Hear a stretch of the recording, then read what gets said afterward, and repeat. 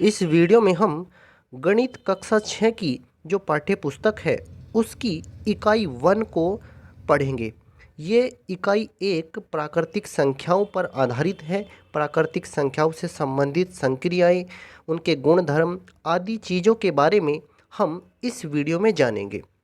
देखिए, ये गणित की जो पाठ्य पुस्तक है, इससे पहले वाले वीडियो में हमने आपको बताया था कि इसको 17 छोटी छोटी इकाइयों में बांटा गया है। तो इसकी सबसे पहली जो इकाई है वो प्राकृतिक संख्याओं से संबंधित है।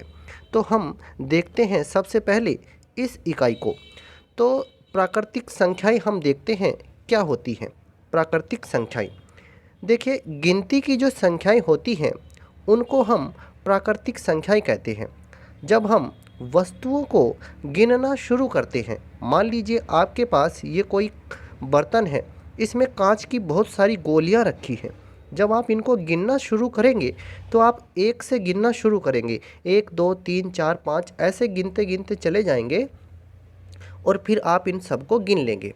तो प्राकृतिक संख्याएं जो होती हैं वो एक से शुरू होंगी और कहाँ तक जाएंगी, ये अनंत तक जाएंगी। एक से शुरू होकर के अनंत तक जाएंगी। अनंत का मतलब है वो संख्या जिसके बारे में हम कल्पना नहीं कर सकते, बता नहीं सकते, अपरिभाषित है। तो प्राकृतिक संख्याएं होती क्या हैं? गिनती की जो संख्याएं होती हैं, गिनती की सभी संख्याएं, उनको हम प्राकृतिक संख्या कहते हैं। इन्हें हम n से प्रदर्शित करते हैं। n का मतलब होता है नेचुरल नंबर। प्राकृतिक संख्याओं को इंग्लिश में कहते हैं नेचुरल नंबर। तो प्राकृतिक संख्याओं को हम n से प्रदर्शित करेंगे, ये भी आपको याद रखना है। तो प्राकृतिक संख्याएं जो होती हैं वो n बराबर आप ऐसे लिख सकते हैं, 1 2 3 4 5, और कहाँ तक, ये अनंत तक जाएंगी। तो गिनती की जितनी भी संख्याएं रहेंगी वो सारी की सारी प्राकृतिक संख्याएं होंगी। अब आपको इनसे संबंधित ये महत्वपूर्ण बातें जाननी है। सबसे छोटी प्राकृतिक संख्या क्या होगी?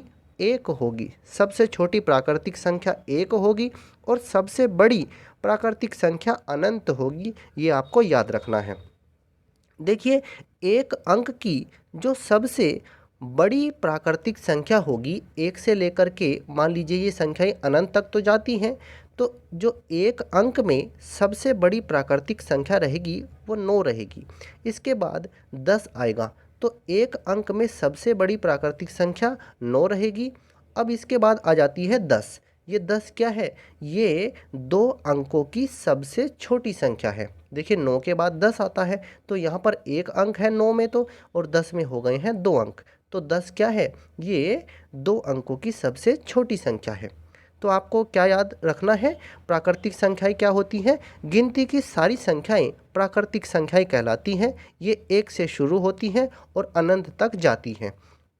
सबसे छोटी प्राकृतिक संख्या 1 है, सबसे बड़ी प्राकृतिक संख्या अनंत है, एक अंक की सबसे बड़ी प्राकृतिक संख्या 9 है। ये आपको याद रखना है। अब हम बात करते हैं संख्या क्या होती है। संख्या और संख्यांक।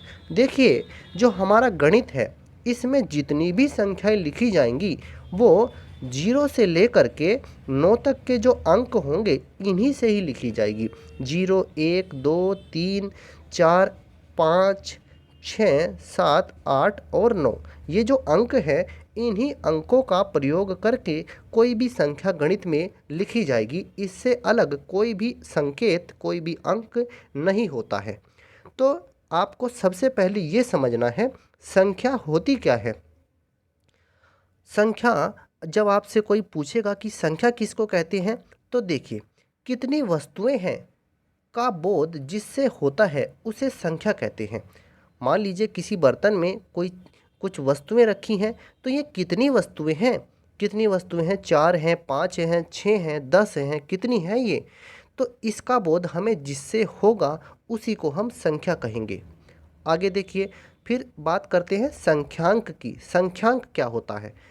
संख्याओं को जिन संकेतों द्वारा व्यक्त करते हैं उन्हें हम संख्यांक कहते हैं।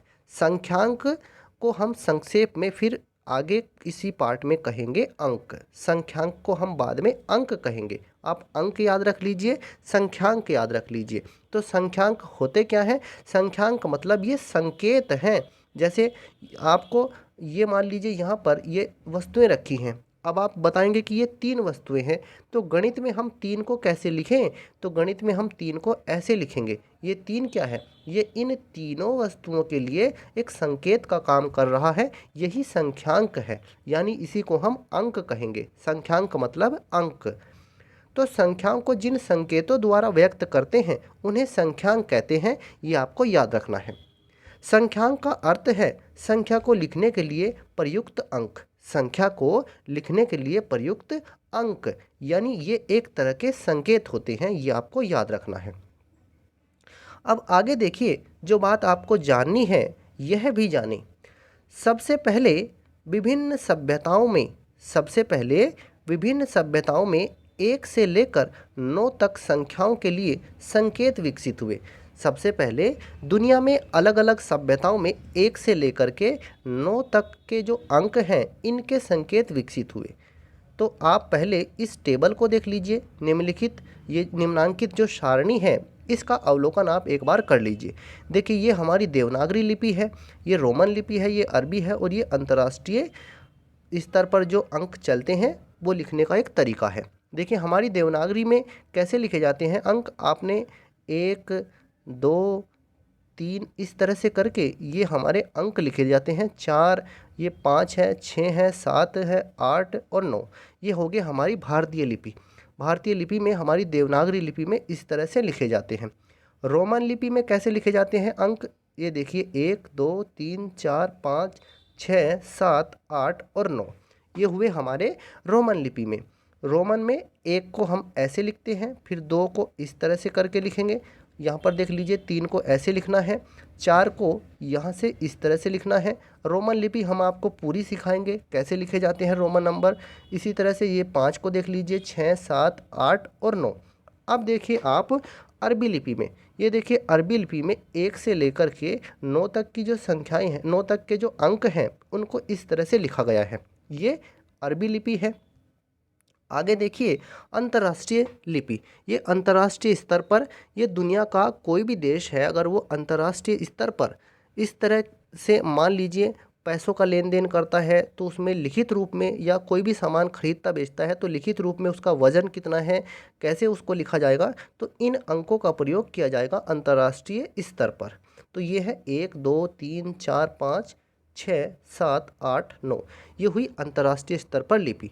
तो यहाँ पर आप क्या देख रहे हैं, 1 से लेकर 9 तक के जो अंक हैं उनको लिखने के अलग अलग तरीके यहाँ पर आपको दिखाई पड़ रहे हैं। तो दुनिया में जो अलग अलग सभ्यताएं विकसित हुई उनमें सबसे पहले 1 से लेकर 9 तक की संख्याओं के लिए ही संकेत विकसित हुए थे, ये बात आपको याद रखनी है। अब उसके बाद भारत में 0 का आविष्कार हुआ। 9 तक के अंक तो बन गए, लेकिन 9 से आगे संख्याएं कैसे लिखी जाएंगी, तो फिर भारत में 0 का आविष्कार हुआ।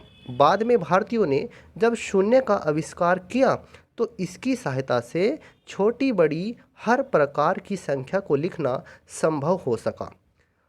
अब आगे संख्यांक को हम संक्षेप में अंक ही कहेंगे, ये बात आपको याद रखनी है।